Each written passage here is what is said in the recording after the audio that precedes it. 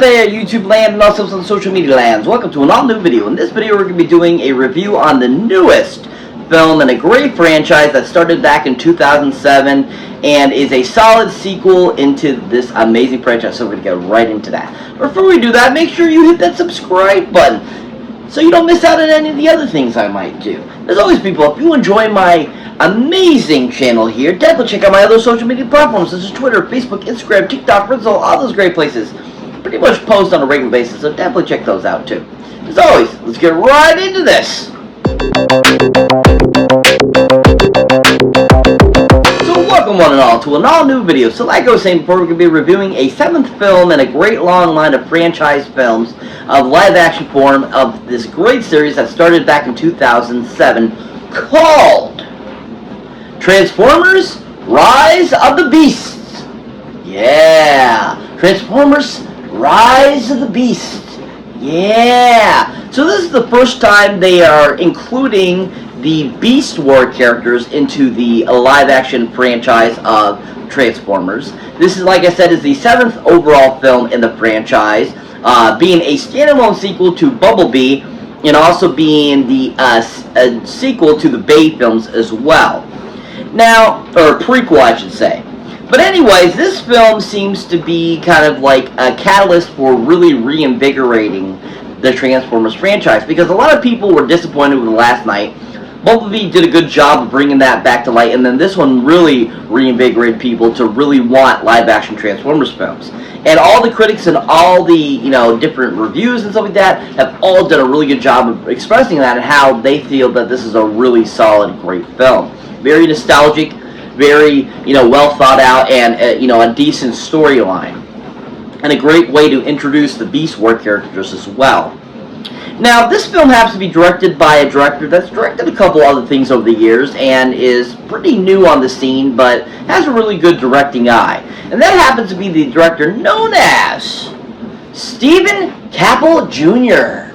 Yeah, Stephen Caple Jr. Yeah. So this is one of his 3rd directing debut films. This is the 3rd film he's directed. Like I said, he's directed a couple other films over the years, but this is really he's still kind of like a, not a sophomore, but a, that 11th grade year type of deal, type of person. I always forget junior year. This is like his junior year film. And I think this film he directed very well. I thought he had a really great eye for what he was bringing to it. And I enjoyed just everything he brought to it and giving us a really great nostalgic feel. One of the greatest things about this is that I'm glad that they brought back Optimus as the actual original truck that he was in the cartoon series from the 80s. That was one of my biggest plights with the original film series, or, the Michael Bay films, is that they had him as a Peterbilt truck at first. And they briefly showed him as this type of truck in Age of Extinction, but they didn't, have him fully this character, throughout the whole entire series, which I was very excited that they actually started doing that when they brought him back in Bumblebee. So I was super thrilled that they did that, and I think that was a great idea by Stephen Caple, bringing that to life, giving us the Optimus we know from our youth, and just giving us that really solid, version. And I think that he did a good job of giving us really great action sequences. I mean, the whole end battle sequence was so well conceived and so well done. And I just think throughout the whole entire film, it really was cut very well too. And he had a really good eye for giving us just enough story and then lots of great action, and not overpowering the action and not overpowering the story as well. And I thought Steven did a good job of bringing that to life. Now, another film that he directed that I really enjoyed and thought he did a good job with, if you haven't seen anything else he's directed, is a great film that came out a few years ago and is a sequel also in another great franchise. And that happens to be the film called Creed 2. Yeah, Creed 2. Yeah. This is a really solid sequel, and I was really impressed what Steven did with this film. I enjoyed how he differentiated it from the first Creed. I like how he took the story, really added to it, and gave a really good narrative. and really kind of, building more on who Adonis Creed, is, and, Michael B. Jordan's character and everything like that. And I like what character he brought in to kind of be the main antagonist, and I just really enjoyed everything he did with that film, and it was just a really solid, strong film. And I think it really showed how great, directing chops Steven has, and that he has a good eye that, as he progresses through his directing career, he's going to become a really good director. Like, I mean, I can see him becoming like a Scorsese or a Spielberg or, Nolan. He has a great eye, and I feel he's already bringing that to light with the few movies done, especially with Creed 2. And I think that he has a really good head on his shoulders, and is just going to make some really good films as he goes on with his directing career. Really solid film. If you have not seen Creed 2, definitely check it out for Stephen Campbell's directing. He did a really fantastic job. But overall, I really enjoyed what he did with Transformers Rise of the Beast, and I'm really looking forward to seeing what he does in the future. I'm looking forward to seeing what this franchise has in store for the future installments, and I just think that, Steven did a really good job of giving us a really solid, great sequel and action film. If you haven't seen Transformers Rise of the Beast yet, definitely go check it out in theaters now. It is worth the watch. So this movie has a great voice cast returning and newcomers to provide voices for the great, Transformers themselves, from the Autobots to the Predacons to the, all the different types of Transformers that we've had throughout this film. Predacons, Neocons, I think they were called, and so forth and so like that. And, we also had, a very limited, human cast, but altogether, all these characters, all these people, all these actors and actresses did a really good job of giving us a really solid film. Now, to start us off is none other than, I think, my favorite character of the film. Like, I was really impressed by this actor's voiceover and bringing this character to light, and I was just really impressed with what he did with it. And that, of course, is Mr. Pete Davidson! Oh yeah, Pete Davidson! Woo! Pete Davidson! Yeah! Pete Davidson! So Pete Davidson provides the voice of Mirage. This is our first time getting that character in the Transformers franchise, which is a huge character that was big and popular in the original animated series. And so I was really happy to hear that they were bringing him finally in, and I wasn't sure what Pete Davidson was going to do with his character, and he did a phenomenal job. I was really impressed because everything he brought to it, it was great comedy, it was great seriousness, but at the same time, even I believe they took some of his mannerisms and incorporated it into the animation of Mirage himself, and it worked so well. It was perfect for who Mirage was in the comics, or I should say the TV cartoon series. And I really enjoyed just everything he did with it and gave us in such a great, awesome, and amazing performance. And I fell in love with Mirage. He was just such an awesome character. And Pete did a great job of bringing that to life. Now, another great film that Pete was in, or TV series I should say, is a recent TV series he just did that I really enjoyed and thought he was super fantastic in. And I really feel that he really is becoming better and better at his craft, and these two things have really proven that he really is taking this more serious and becoming a better actor than what I saw him on with as his characters on SNL. And that, of course, is the TV series called Bupkis. Yeah, Bupkis. So this is kind of a farce of his real life, but at the same time there is truth to it, but it was just so well done, and Pete was amazing in it.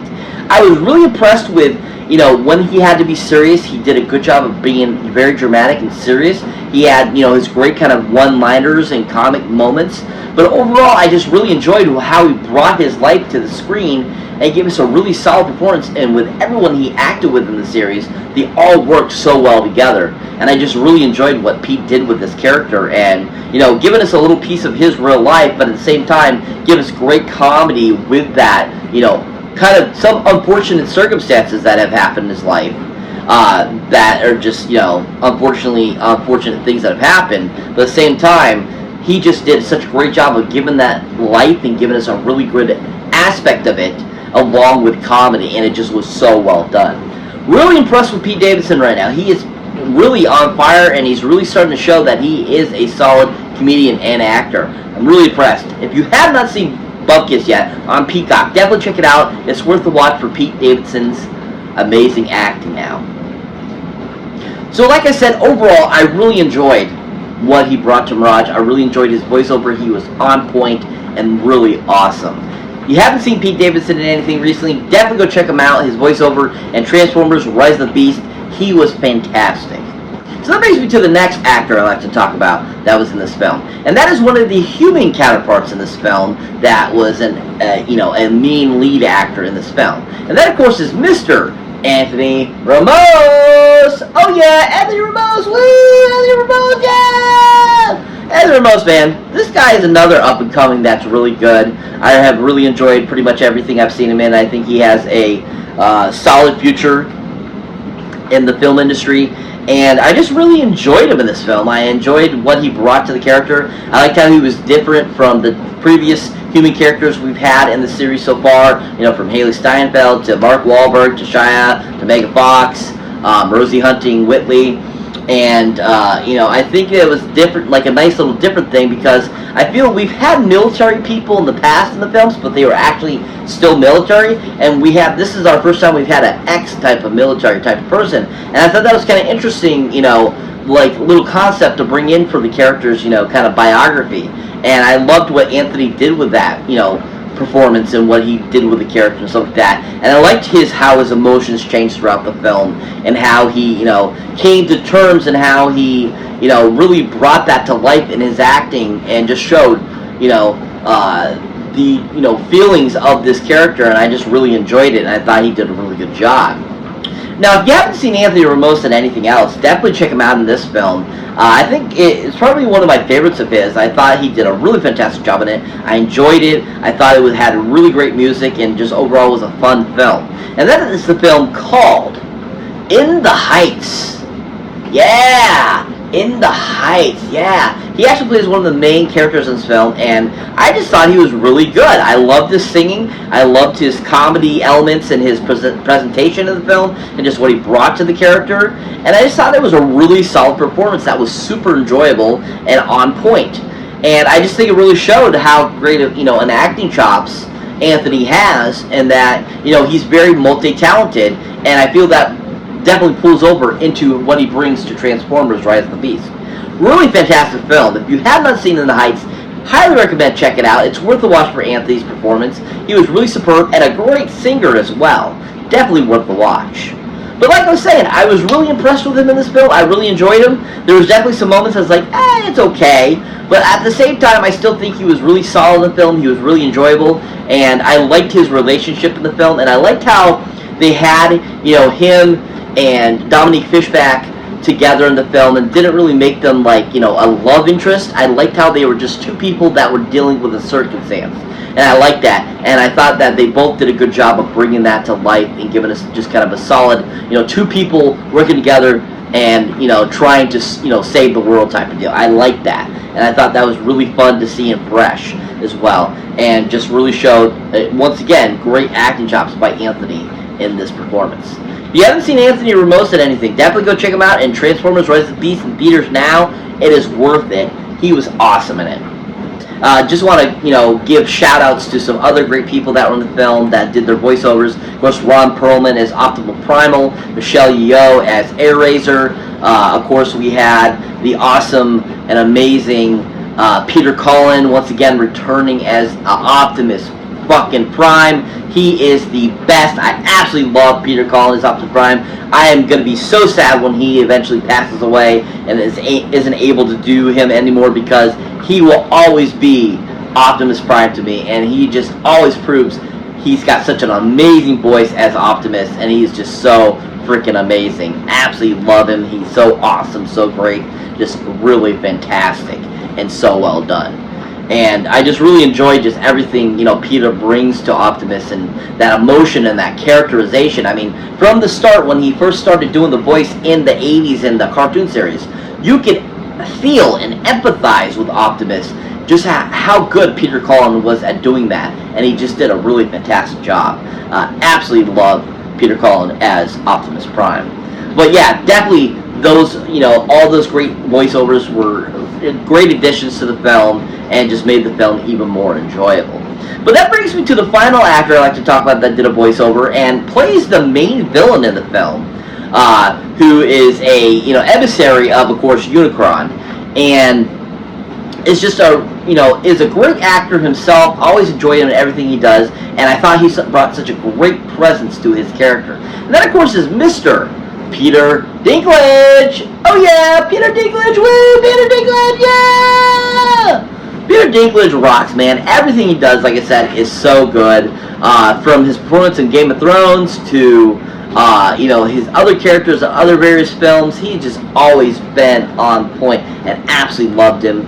And I absolutely loved him in The Boss. He was fantastic as that character Renaud, which is just a fancy way of saying Ronald.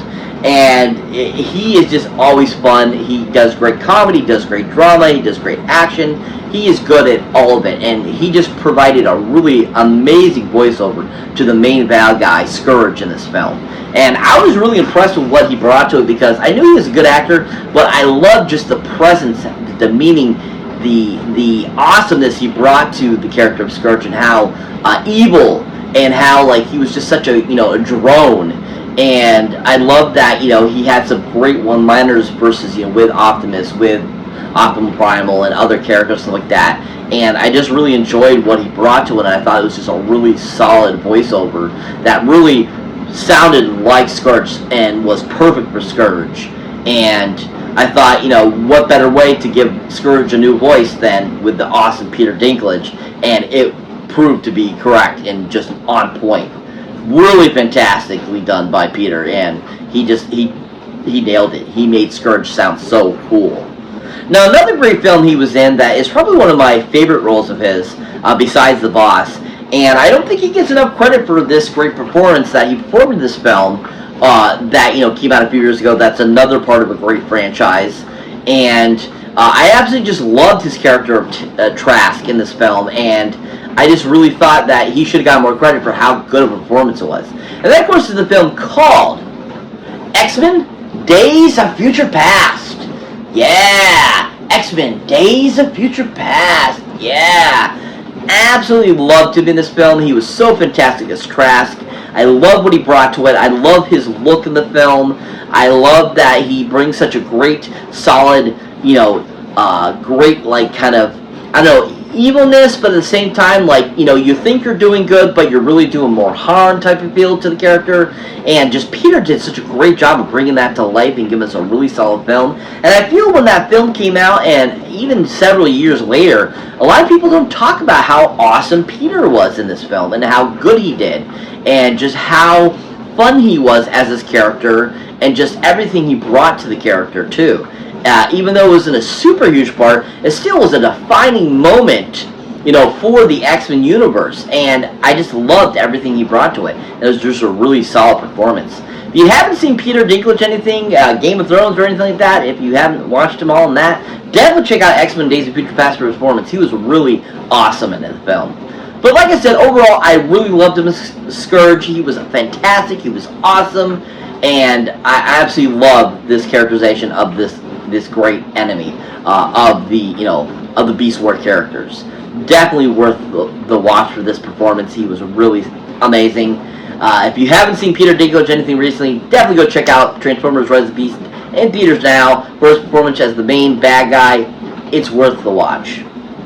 So what is Transformers: Rise of the Beast about? Basically, the premise of the film is supposed to be 1994. The Autobots are still stuck on Earth since they were last, stuck on it back from Bumblebee in '87. And basically the world is in threat of the amazing planet eater known as Unicron. And Unicron has sent his lackeys to basically grab this time warp instrument so that he can be transported to Earth to devour it. And it's up to the Autobots and the Beast War characters, the Maximals, to stop Unicron and to save the Earth. And that's pretty much what the film is about. And it's so fantastic. There's so many great scenes in it. The final battle sequence is got to be the best part of this whole film. It is so freaking amazing. Getting to see the Maximals turn into their robots versions was awesome. The whole fight sequence just looked so amazing, especially with Optimus and Bumblebee and Optimus Primal and Cheater and Rhino and all the characters, all of them battling was just so super cool. There's some really great sequences throughout the film that I absolutely enjoyed. I think one of my favorite scenes with Mirage is when he's driving down and all of a sudden Anthony Ramos's character just kind of pops out of it as he transforms into robot form, which was so cool. I thought that was so well executed, so cool. And then, of course, the great first chase sequence with Mirage, and he does his Mirage thing, was really awesome too in the film. And then you had some great sequences throughout it where, unfortunately, Air Razor gets corrupted. You have a great sequence where we get to meet Optimus Prime for the first time. And just, there's so many great scenes throughout this film, so many great action sequences that were so well conceived and so well done. And it's just a really fantastically done film. My only critique for this film, or the only thing I didn't care for, was the very beginning of the film. It seemed a little too drawn out for the stories of, Anthony Ramos's character, Dominique Fishback's character. I don't know why they think they have to always bring drama into it to get them to be a part of the world-saving team. I think that a perfect example is with Sam Witwicky in the first film, and even in the second film, he didn't have some sort of problem that he was dealing with. He just happened to do it. I feel that seems to be a very big crutch for a lot of films these days. Is let's have them have a really horrible backstory and their brother's dying of cancer or something like that. It just I felt like that was so unnecessary for this progression of the film, and that was the one thing I didn't care for in the film.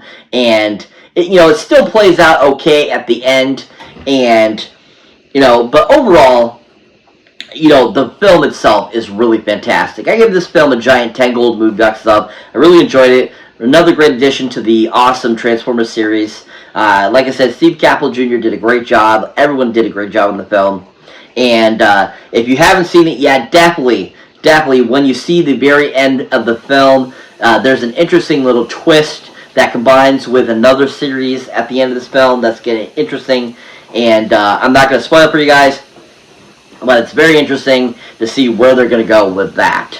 But overall, really fantastic film, worth the watch. Go see it in theaters now. Amazing film. Loved it. A great addition to this franchise. So that's it for this movie review, guys. Always thank you for watching, thank you for liking, also thank you for subscribing. And if this is your first time here or you have been before, don't forget to check out any other older movies you might never seen mine yet. As always, people, if you want to show support for the channel, definitely check out my links down below. Either for my Patreon page where you get all kinds of extra accoutrement once you become a part of my Patreon, become a Patreon member, you get outtakes, bloopers, all kinds of cool stuff, suggestions on what I do next, and all that kind of cool stuff. So definitely check that out. Or if you're a huge horror movie fan, definitely check out the Horror Pack link where you can get great horror films to your door every month for a great low price. So definitely check that out too. As always, people, catch you next one.